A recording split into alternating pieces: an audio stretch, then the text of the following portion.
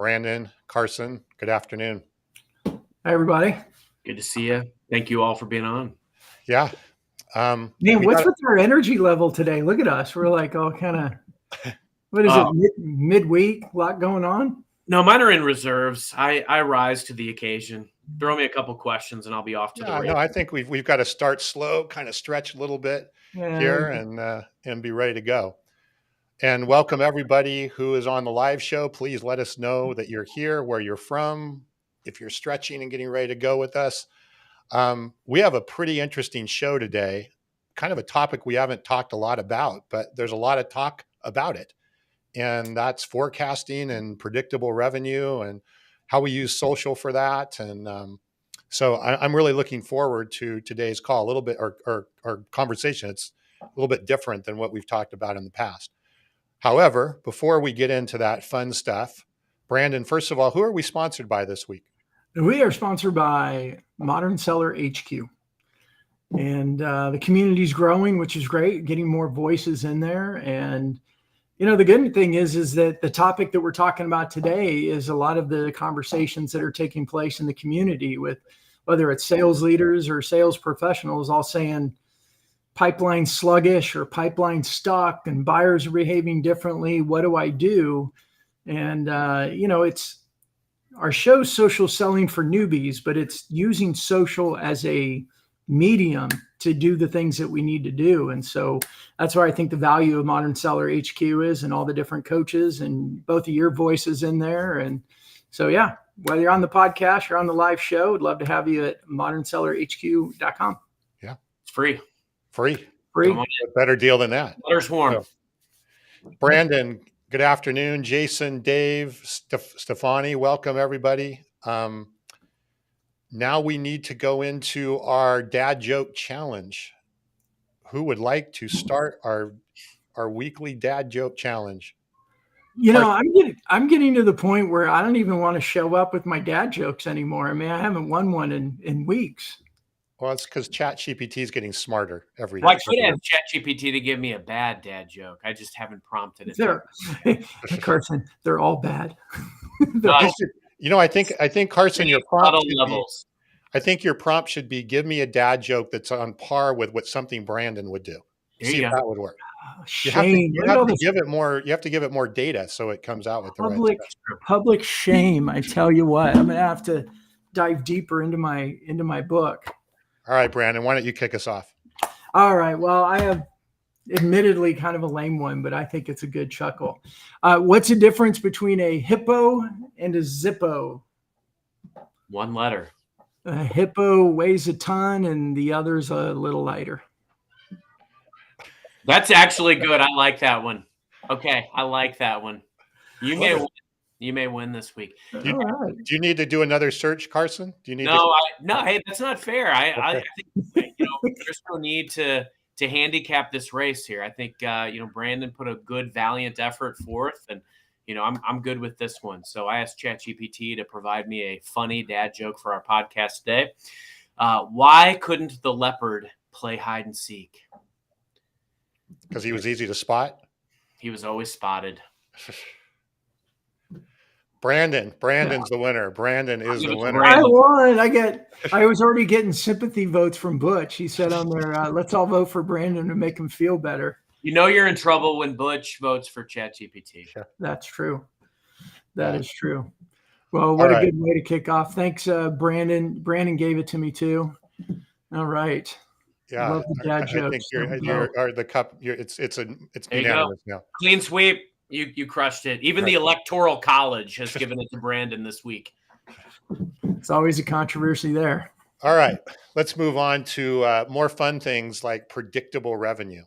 So what our show today is called "How do you use social selling to drive predictable revenue?" And why are we doing this, right? A question, why are we talking about this? And I'm definitely interested and want everybody, Carson and Brandon, to pop in, but I'll tell you what I'm hearing like day in and day out as we talk to people is pipelines are unpredictable. Forecasts are broken.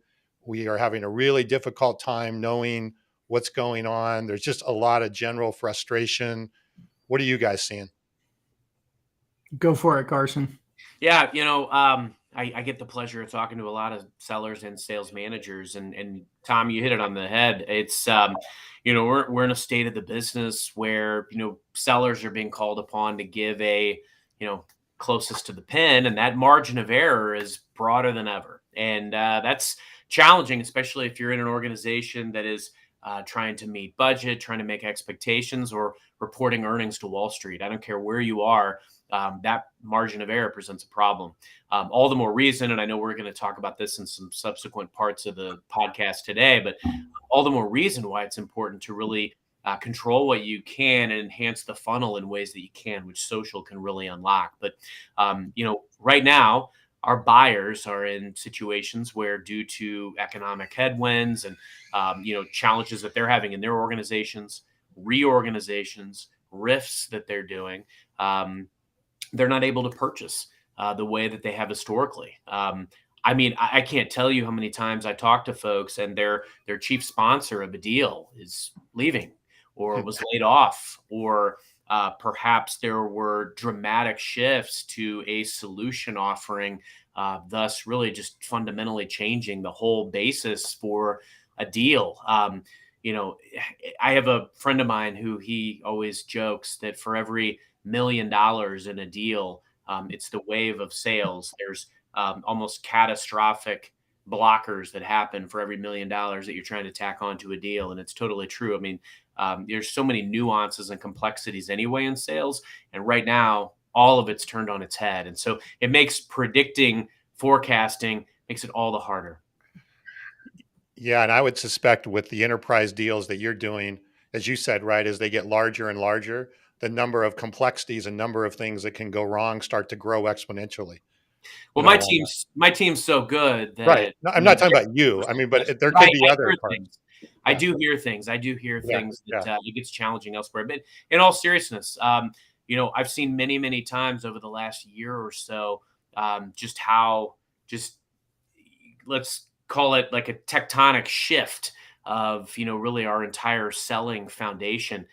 It's all just being shaken apart. It's impossible to predict anything. I look at some of the account plans that our sellers did earlier in the year, and I mean they're already completely moot. Yeah, Brandon, what are you seeing and hearing? No. Yeah, I mean, I think I could just echo it, and we can probably move on. But I'm curious what everybody on the comments, what their opinions are on this too. I want to make sure that we're not just in an echo chamber, and in the things that we hear, or can be the things we want to hear, or we keep looking for them because we've been hearing it. I'm really curious with other people. But a lot of the conversation we have, it's unpredictability is probably the biggest word. Frustration is a big word that we hear a lot. And when you can't trust your forecast model, it makes it really, really difficult to make decisions. And where's the answers? What's the answers? With so much volatility going on in the economy, so much uncertainty going on in the economy, as Carson said, you're dealing with buyers who all of a sudden your champion's gone, or budget's been changed. Frustrating times, that's for sure. But we always know with challenging times, there are opportunities. And as the three of us talk about, now's a really good time to invest in social. And it's not, I almost wore my social selling sucks shirt just for today, just to make that point that this isn't about social media. No, this is strategically using social to unstick pipeline and create more predictable flow and be able to have confidence in your forecast. So I'm really excited to talk about today. And I think this conversation is going to go to 2 or 3 more episodes. We won't get it all done in one day. Yeah. And what I'm seeing, and also interested in what everybody out there is seeing as well, is what I'm seeing from a sales management perspective is the way to address the unpredictability. There comes into 2 things. We have to replace the people, right? We don't have the right people. Or how do you pedal faster? And I think this is what we're going to talk about today. What I see is that not only are you dealing with some of the volatility that we've just talked about, but you're also dealing with what we keep talking about as the changing buyer. And even if I could get away with sort of the old school techniques of sales before, when there was plenty of things, I have to be on my game even at another level as it relates to the buyer. And a lot of times that we don't hear that. We hear, well, it must be my sales team that's not good, or I've got to go hire somebody else, or, they're just not making enough phone calls. And really, that is not really the right solution to it either. It's also looking at the world that we're in today and the buyer that we're dealing with, the buyer that we're doing. So Yeah. we're obviously going to hit on that as well. Yeah. And again, I'd love to hear from people in the comments, like, really, what are you dealing with and what are you doing? Because it's what Tom was just saying there. It's make more calls, or let's change the script, or let's change the email. Let's work on the subject lines. And I think those are all the same motions that teams have been doing for the last 3 or so years. And you got to get to a point at some point where you go, is a change subject line really going to make a difference? Yeah. Well, and especially if you're, again, not sort of, so let's use this to kind of start with, I think the first step is in this, our new world of predictability, right? In this new world of predictability. And that's putting the buyer at the center of the universe. And Carson, I know you've touched on this a couple of times before. Love to hear more of your specifics on this, but a lot of sales processes, if you look at it, is all seller centric, right? Did I, discovery call, demo, contract, proposal, whatever the case may be. It's all about what we're doing from the seller. But if I turn that around and look at it, what we're doing from the buyer, what is the buyer journey? What's the buyer buying process? I know you've talked a lot in the past, Carson, even about how you conducted your sales meetings to talk about how we're progressing with the buyer versus necessarily how we're doing things as the seller. No doubt about it. Yeah. No, So I think there's some great comments coming through the chat too. Keep those coming. I think that'll be good fodder for our conversations. I think it's funny too. Brandon just said our next few episodes are probably going to be about this same topic. So I see him making our show predictable, ironically. I see you, my friend. Did I sense a Groundhog Day reference right there? No. Don't get ahead of yourself with the movie references. I got a good one cooking. Go where the puck is, right? I mean, right now, and you nailed this, Tom, we got to meet people and meet customers where they are. I got a good friend of mine, Matt Barra. He always likes to say sales isn't B2B or B2C. It's P2P. It's person to person. And that's why right now we just have to be so intentional and diligent about the relationships. That's really it. More so than ever before. I think we have to exponentially increase and enhance our focus. And that's really what it's all about. I've talked many times on this show about how I gamify with my team the sales process, really intentional about the relationships that we need to create. But how much are we doing of that? Are we paying lip service to that? Are we doing it regularly, or are we just doing it once at the beginning of the year, the beginning of the fiscal? Yes. To be really intentional about that. We talk on this show about going out and ringing the bell. I recently went out and rung the LinkedIn bell on many customer pages that I follow, many customer executives that I follow, so that I'm notified every time they're posting, because there's no better way to know where these clients are than to listen to the words that are coming directly from their keystrokes.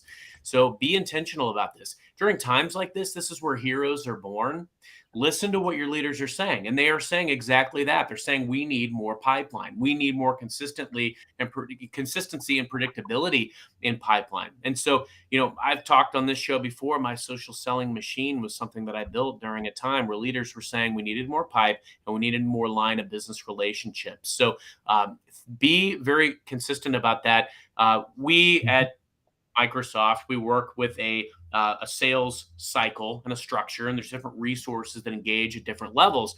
But I think thematically, it's very similar. If I go out and I create a relationship, have a conversation with an executive today, I might walk out with 3-4 opportunities, and those can go into my CRM, and I can manage those at a different stage, right? I can look and go down my list every day. I can brief my team on these opportunities, make sure the right people are engaged, and then when we do our cadences and our weekly get together, weekly roundtable, we can talk about where we were with the deal, now where we are, where are we blocked, etc. We've got to be extremely intentional about those types of things, but we've also got to be advancing and figuring out what's viable sooner rather than later. We don't have time to dilly-dally.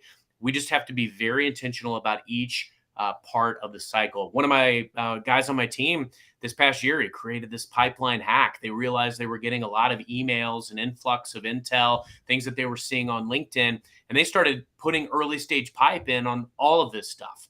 And they were, not only did they win an award for it company wide, but they also had more pipeline than everybody else, not surprisingly. So it's looking for those ways to create more so that it's in your field of vision and that it can stay top of mind. You just have to be very intentional and diligent about driving the conversations, creating and nurturing relationships, putting these things into your CRM and in your pipe, and managing them up or out. Yeah. Well, go ahead, Brandon. Well, I was going to say, in what I heard you say was you have to be extreme buyer centric in everything that you do. You know, whether it's the intel that you're gathering, it's how you're talking to them. I think Rob had in here in the comments about the traditional motions are very long in the tooth and need to be modernized to meet folks where they're at. That is buyer centric selling. So if we're more buyer centric, it also means we align the way that we're selling or communicating with the way buyers actually behave, not the way we wish they would behave. And that's a difference between having a seller-focused process and a buyer-focused process. And that's a really, really hard traditional motion to break, because the traditional sales motions, we've talked about these a lot, they go all the way back into the 60s, right? I mean, Sandler started in 67, I think, and it was control, right? Everything came down to, if the salesperson just does the work, then they'll be able to have the predictable outcomes. And all of that's gotten blown up because the buyers just go, I don't need to answer your call. I don't need to respond to your email. I don't need to pay attention to you. I'm going to do, we know the data, Forrester, Gartner, Accenture, whoever, I'm going to do 80% of the research on my own and keep everybody at bay. And then I will choose to talk to who I want to talk to. What that should scream to sales leaders is, how do we now position our people so that they become part of that research conversation instead of just trying to interrupt and go demo, get on a call? And I'll jump off my soapbox there for a minute. You got a lot of energy. I mean, you started off like, and then it just went from 0 to 100. I was holding it back. Well, honestly, this is, it is my soapbox right now, and it is frustrating. My passion, my life's mission, as I've shared before, was to create, whether it was technology and systems, to help salespeople and sales leaders do their jobs easier and make more money. And I know that's a little Pollyanna in nature, but that's been my mission. And right now, what I'm seeing is we're frustrating salespeople to the point where they hate their jobs, they kind of hate their lives, and they're becoming miserable. And that's no way to live. And I had a conversation this morning with a sales professional in the tech space. They sell data security stuff. And he said, Brandon, I'm actually having fun with this. And I'm like, oh gosh, how dare you? Don't go tell anybody you're having fun as a sales professional. People are going to wonder what kind of drug you're on.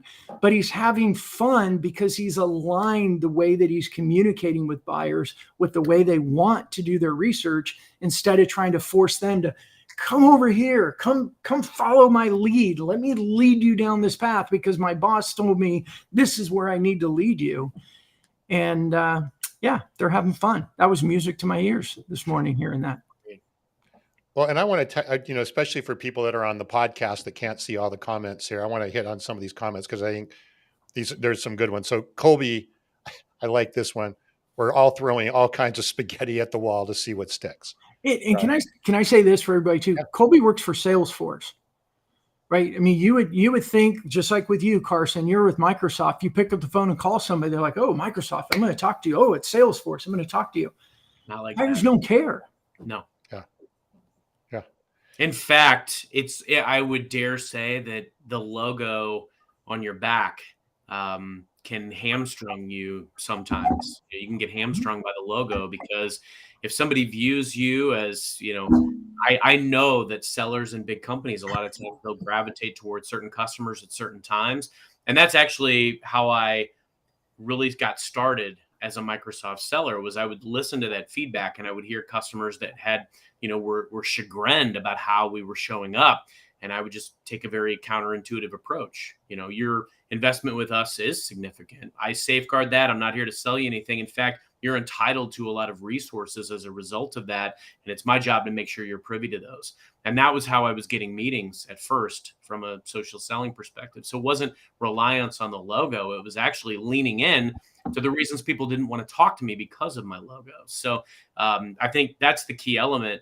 Hats off to everybody out there right now trying to create and build genuine relationships and fight against some of those stigmas that our customers might have. Yeah. I'll go back to remind me what Larry Levine said last week on the show. He's like, and I'll paraphrase it, but he said, sales is at an all-time low right now from an integrity, from a personal standpoint. People don't like salespeople, and rightfully so, because the sales motions and rhythms over the last decade, we've just really pissed people off. Yeah. Yeah. Which is not really a great strategy, I would think, for a salesperson. No, and by the way, if anyone out there, you're sending me all those LinkedIn messages telling me I have this great career and would I be interested in a alternative career in franchising, please stop, because I get I get at least 2 of those a day. So let's hit on a couple more of these comments before we move on. Brandon, same thing, inflation, a lot of cold calls. I'm hearing a lot of the same things, not enough workers, uncertainty of cash flow, can't handle any more work. Again, same sort of rhetoric we talked about, Rob. I like Dave's comment for sure here, where the buyer is in the process versus where I am at in the selling process is gold. And I think Dave has seen that, and we know we've had some feedback from Dave. He's seen that, and probably having more fun, right? Going back to the thing about having fun versus dreading to do the next thing here. Let's see, but a lot of comments. This is great. Boy, this is a really long one from Steve. I'll try and hit on this quickly. Is totally agreed. Social selling, the next big thing. Apple Vision Pro, MR technology, lots of concepts there that we can get into there. But yeah, I think all the technology, whether it's, AI or VR or some of the other things, all of this is continuing to lean into all the stuff that we've been talking about, which is how do we better build relationships and how do we change that? Here's the thing that Steve hit on that I think is really important toward the end of his comment. Train our sales manager or sales department to learn and keep tracking from getting leads to interaction to close sales virtually. Yes. That's why social selling is so important, because it isn't all about getting leads. We've talked on this show before about the level of value of leads. I ran a call center years ago, and I mean, that was the exact science I studied was, well, this lead has a 0.01% chance of closing. This lead has a 15% chance of closing. What do you think I'm going to call and when and how? And, I think that's the key element is we've got to rely on tools like social when we don't automatically have that relationship that we inherit. When we are not warm introed into someone, there are ways that we can leverage social to go out, find our target audience, find out what they care about, show up, meet them where they are in their process, understand their process, and get introed to our influencers or their influencers with a few clicks. And that's powerful. And I think that's a good transition. And Tom, I'm going to kind of borrow this and then tee you up to talk about it, if you don't mind, because I think what Steve was saying there is, we've got to learn how to create these digital, and if you want to use the word funnel, we've got social over here, which historically has been seen as kind of a nice to have and kind of cute and go use it. Then we got the other end of where's the data, where's the attribution, and hardcore focused on data. The question, I believe, is there somewhere that those two can come together? And that's what we mean by predictable revenue. And where does social play into that? So Tom, can you talk about, because you address this really well in your book on the revenue zone, Can you take it from there and make this more tactical and practical for people? So this isn't just another, oh, social's nice. Oh, we should be doing social. Everybody goes, yeah, yeah, yeah. What exactly does that mean in terms of predictable revenue? Yeah, well, I think, and again, going back to our buyer view of the world, right? One of the things that the first question that I'll ask companies is, you take your product or service, right? And I'll ask them, I'll say, what are the three things that your buyer needs to understand about your product or service? And what are three things that your buyer needs to believe about your product or service to be in a place where they're seriously considering doing business with you? Like they're a really good, qualified opportunity that, we all have those, right? You can all think of accounts where you've got people, you've got the prospect to the point where you're just in tune, right? They totally understand what you do and they believe that you're going to provide more value than the competition. But I asked people, I said, what does it mean to have, what are the three things that your buyer needs to understand? And what are your three things, and it's an and, the three things your Mhm. buyers need to believe to be in a place where they're seriously considering doing business with you? And Brandon, I don't know, what do we, 90% at least of the people we ask that question can't answer that. They cannot answer that question from the buyer perspective.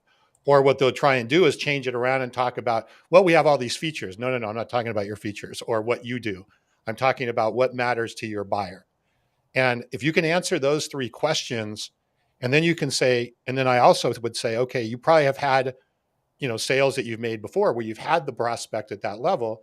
You can probably start to look at that and say, and what was the probability of close from there? Well, we closed 50% of those. Okay, great. And then what was a time frame for close? Oh, we get those in 30 days or 45 days. So you can start to create a benchmark. It's something, right, to start creating a benchmark with.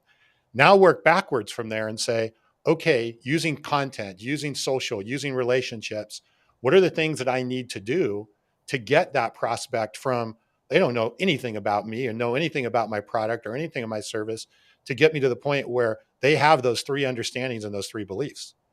And you start thinking about the journey, right, that they go through here. You can start to measure that over time. You can start to measure, as people progress through that journey, how well they're converting to the next step in the journey, how, and what probability and at what speed. And that starts to give you a buyer centric view of predictability and some analytics that you can measure against. It's very different than looking at it by saying, well, I have my sales pipeline of discovery, demo, proposal, whatever, all that, which is your view of the world. It's not, and your buyer may be, you know, step one on your buyer journey, and you think they're at step 22, and you're now out of sync. So I know that's hard to kind of articulate really clearly just verbally, but hopefully that gives some tangible things on how to kind of start looking at this. I think that's an interesting point, and I wanted to mention too, Tom, because this is in that vein. A lot of what we're hearing from customers right now is we've got to cut costs. We're having dramatic fundamental changes in our business. We've got to cut costs. We've got to be more agile. And so that's where I think a lot of sellers are becoming stuck is, well, I can't drop my cost, or Right. I'm going as deep as I can to the point I'm devaluing my solution or product. And that's where we're getting stuck. A lot of this falls into the sales culture as well. I think the other piece that falls into this is, a lot of what we as sellers are doing right now is investing in the long game. If a customer can't purchase today, we have to invest in the long game, and we've got to be the trusted partner. Miguel had a great comment in here. It's not about the information that we have for our clients because they've got access to the exact same info, but really about how we can make sense of it. And in my mind, how we can tell a story, how we can articulate what we can do together, what the possibility is that we can do together based on what we've done for other clients, et cetera, so on and so forth. But the key element is there's not a lot of sales cultures. There's not a lot of sales cultures, but there's also not a lot of sales cultures that fully embrace playing the long game, because to the point that we've been making, it's all, where's the pipeline? Where's the deals? We've got to close these deals now. And, that's the challenge that I think we're all up against collectively. But Carson, I have a question for you.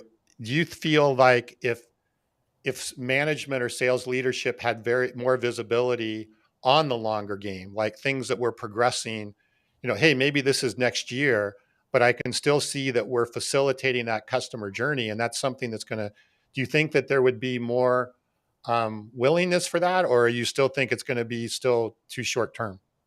Well, there's a balance. And, Colby, right there with you, my cloud friend, investing in the long game should be the mindset right now. You nailed it. But the key thing is that there's also the here and now. And we do have to have a balance of some sort. And I get it. I completely understand that, we've got to meet customers where they are. I've seen a lot of creative deal making and, doing things where we can save customers money or maybe displace other solutions that they have that we have a fit for. Maybe we're a better price, but we're also trying to earn business that has a longer sales cycle simultaneously. But the long game is the key thing right now. But you've got to find a balance of that because all sales cultures are very different. You've got some that don't understand the long game or, have the mentality there is no next year or there is no next month. It's, hit the number now, make the dials now. And so for some of us, it's a survival game, depending on the sales culture you're sitting in. You know how I view it? I view some sales managers as kind of like, with this computer vision, scanning these forecasts and seeing them come out awry and, kind of like the T1000 of sales managers, if you will. And they're coming along and they're really just trying to crush everything in their path. They're crunching the numbers. It's not working. So they're out there with the mind to terminate. Because right now it's an unclear picture. We want to develop this steady stream of pipeline via social selling that can not only have things that sprout in the relatively near term or in the longer term. The more time that progresses, these relationships are going to bear more and more fruit. And those are the things that you can control. But we want to also train and instill in our sales managers that culture of selling that has them saying to their teams, come with me if you want to sell. Well done. Well done. Very well done. I do want to bring it back to Tom, what you were saying also is if we think about where does a buyer need to be with what do they understand and what do they need to believe, and we start working backwards, it forces us to be buyer centric. And I think that's the hardest thing to crack right now is to just allow team and salespeople to be buyer centric instead of the where are they? How soon can you get them? Is it this month? Is it next month? And, I think about the conversations I've had. I don't know if he's on today with Dave Lork. He talked about so often there's, the end of the month is 10 days away. And what do you need to do to get them to close? And you actually ruin the relationship and you ruin the deal because you're trying to close them in 10 days. When if you were able to be a little patient, you probably could have closed them in 40 days. And it ruined the whole deal because all of a sudden you're throwing discounts, you're high pressure because all that pressure is coming down. If we can start with that buyer in mind and start working backwards, it changes the motions, it changes the approach. And I'm not advocating going slow. I'm advocating going smart. And buyers are like a skittish cat right now. And you start doing sudden movements and they take off running. Deals are going to slip. I think that's the mentality that we have to be at. I mean, I keep going back to Colby's comment. We got to play the long game and we've got to err on the side of the customer. Deals are going to slip. But again, we always go back. What can you control? We can control the actions that we're taking every day to create and invest in customer relationships. And if you have enough conversations going, maybe our batting average is lower. Okay. So instead of, closing 2 out of every 10 deals that we put in the pipeline, maybe we're closing 1. So we need more conversations. We need more relationships. What was that Dave said earlier in the chat about the KPI, the most important KPI being conversations and relationships? And that's true. So we need to really be focused on our customer investments. How are we investing in time and face time with our customers? That's the most important thing right now. And it can't be at the point you're not going to win the crowd if you're strong arming people to close a deal because it's the end of the month. They don't care. No, generally they don't care unless you're generally doing a giveaway program or something that's really generally not good for anybody. But back to Brandon, your point is, or what we were saying earlier, if you if you have a good knowledge of what your buyer needs to understand and what they need to believe to do business with you, you can identify that on where they are. You can then look at that and say, okay, is there something I could do to help them move that journey forward in the next 10 days? Or is that just completely absurd, right? If they're back here and they're at grade 1 and we need to get them to grade 6, in terms of knowledge and belief, trying to call more or harass more or pressure more is not going to get them to that level where they need to be willing to do business with us. Mm-hmm. So, and I also do believe, all the conversation we've had here about economy and budgets and all of that, and it's all very real, but people still spend money when they have a priority, right? They still spend money when they think it's important.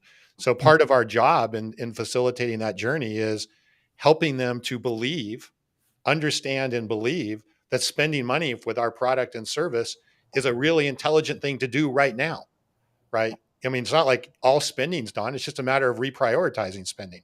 So part of our journey of facilitating the buyer journey is helping them understand that belief, right? Creating that belief that this is a smart thing to spend money on right now versus in a year that, you, for whatever reason. So again, all of it, when you start looking at it from the buyer, what they understand and what they believe, it gives you tools for strategizing how you're going to move that forward. Okay, I got something, Carson. Tell me if I'm doing good with this one.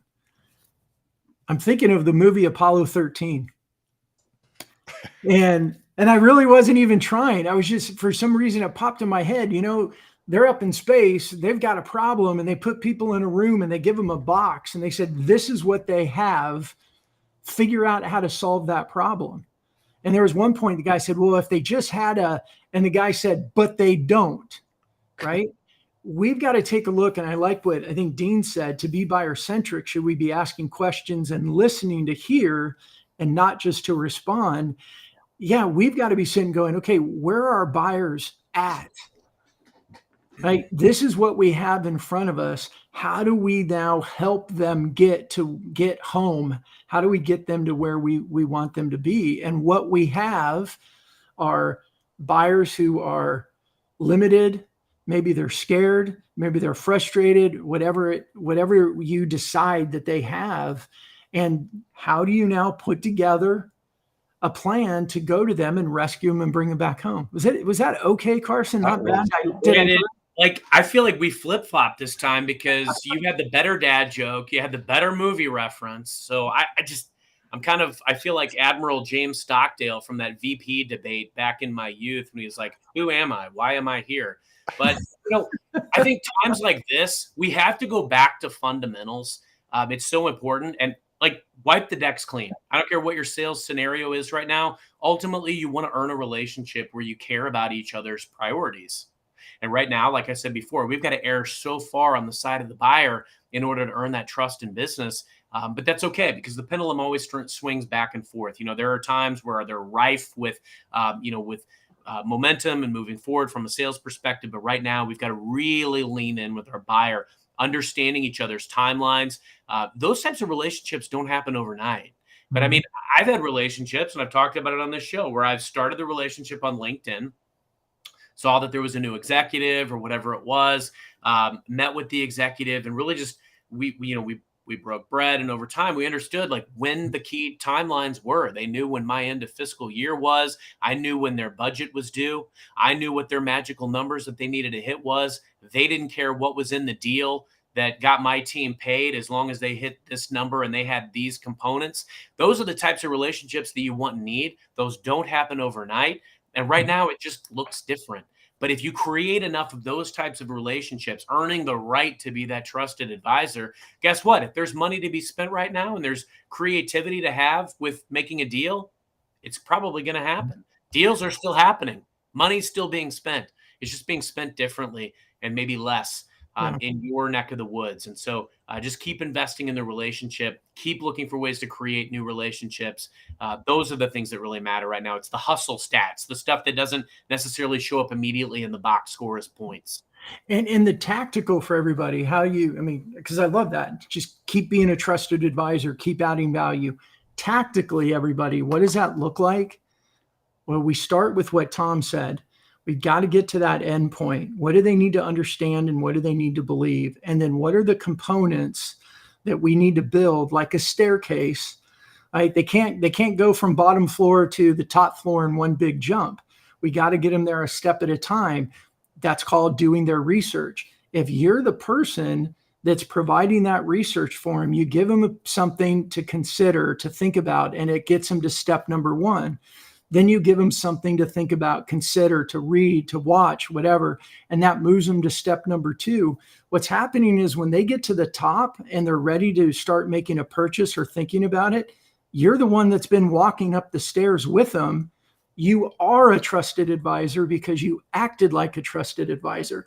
That's what sales leaders need to be thinking about, how to equip their sales team, how to think that way, and then the content that allows them to do it and to drip that out over a period of time. But the good news is, like all of our other sales motions, we can start to predict based on how many people do we have at stair 0 right now, and how many overall traditionally do we get to go to step number 1, how many of those go to 2, and so on and so forth. What's our average deal size? And all of a sudden you have a predictable system. But we're not talking about cold calls, we're not talking about emails, we're talking about aligning the way that we behave with the way buyers are going to behave, whether we like it or not, so that we can go for that walk up the stairs with them. I think that's Carson, I think Brandon doesn't really need us today. No, I was going to say this. It's like, I'm going to head out. Yeah, Brandon, bring us home. Hey, this is, but how do I say this? I'm not trying to, this isn't a brag. This is more of a bitch and moan in a way. I've been talking about this for 5 years, mostly being laughed at. Honestly, mostly being laughed at. I've talked about it before on stage at the Sales 2.0 conference, talking about this stuff, and people in the audience just like shaking their heads and, looking at Twitter going, oh my gosh, I didn't realize I was such an idiot. But the buyer behavior, what we have to understand is buyers don't really, they don't give a crap about our sales process at all. And they're empowered to just keep us out and go, go to my voicemail again. I'm going to delete your message again. Your emails are going to go into my spam folder again. I am not going to change the way that I'm doing things for you. But if you come alongside them and you help them in the process, that's when you win. But we've got to change our sales models to equip our teams to be able to do that and then enjoy the fruits of that effort. Yeah. And if you train that person, like you said, to be that guide up the stairs as that trusted advisor, you do have to understand what turns on the customer. What do they need to understand? How do you help them understand it? How do you help them to get the beliefs? How do you help them facilitate that?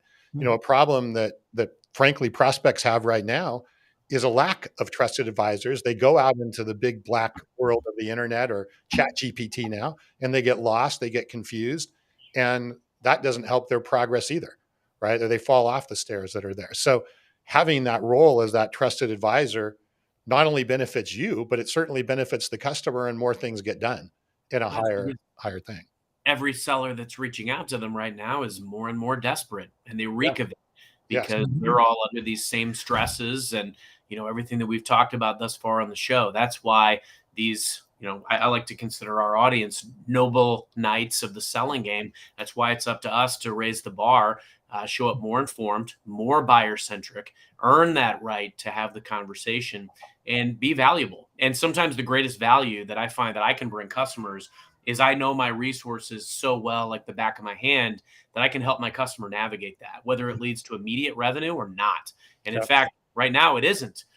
It is it's very much earning that relationship and earning that trust, being very transparent around our processes, what I can and cannot do.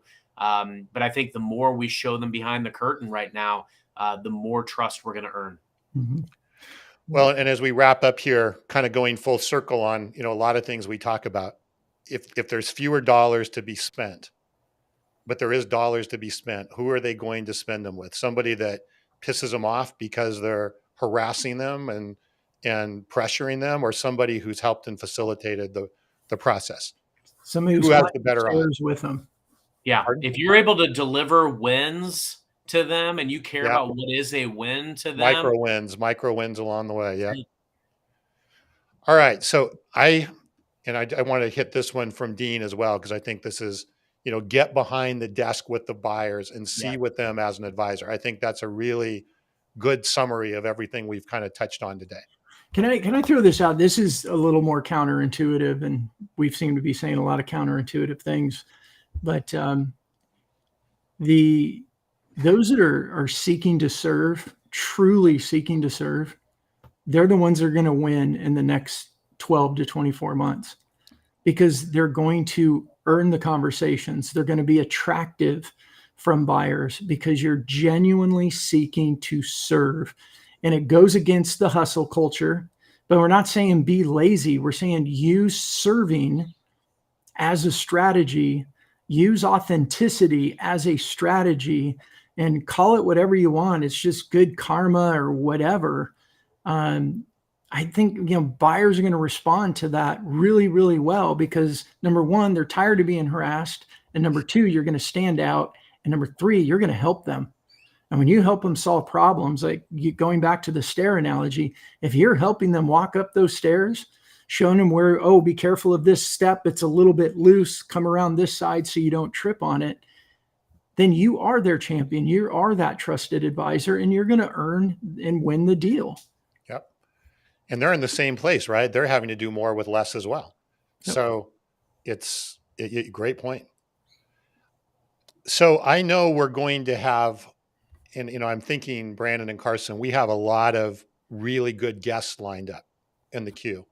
And a lot of the guests that I think we have coming up, I think could really add a lot more clarity even on this subject. I really think we do need to continue this whole subject of predictable revenue forecasting and how to use social and just how to become more fluent with it. And I also know, Brandon, that's obviously a huge part of the whole Modern Seller HQ world is how do we, help to make this transition and help people become more fluent in this role.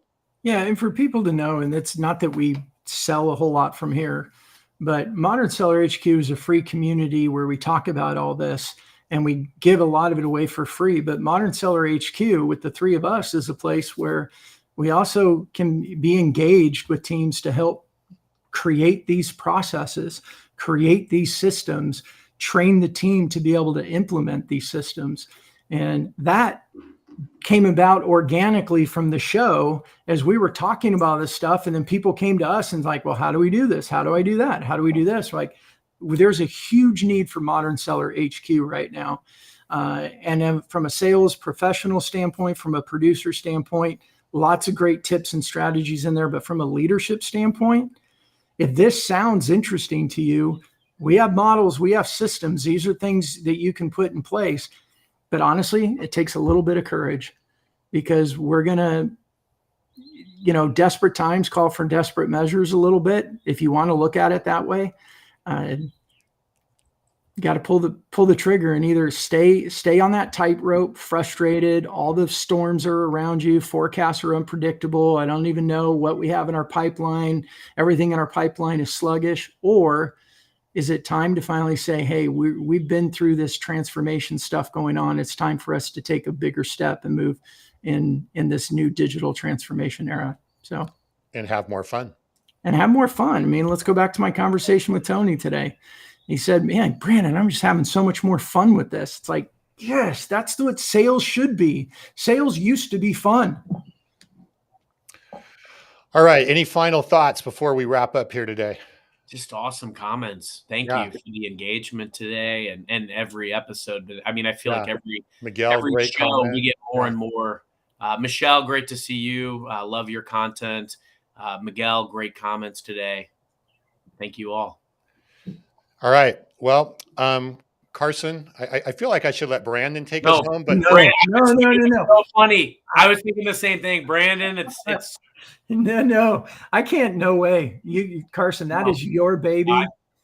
I had a good day today, but this is your baby. Maybe we better let him quit while he's ahead. We'll Yeah. quit ways ahead. It reminds me of this story when I was a kicker in college kicker, and I was a soccer player too. And they put the ball on the corner, the football in the very corner of the end zone, and said, "Could you bend it into the goalpost?" And I said, "Yeah." And I went up and I kicked it, and the first one bent right through the goalpost. And then the stupid thing that I did, they said, "Do it again." I should have walked away. I should have just walked away a winner. No, arrogance got in the way. I hit another 50 of those and didn't even come close. So I'm done. I had a good day. I'm out. All right. It's like that episode of Seinfeld where he's like, Costanza's got to end on a high note. It's like, all right, that's it. All right, okay, Carson. Yep. Ladies and gentlemen, until next time, happy social selling. Thanks, everyone. Have a good week.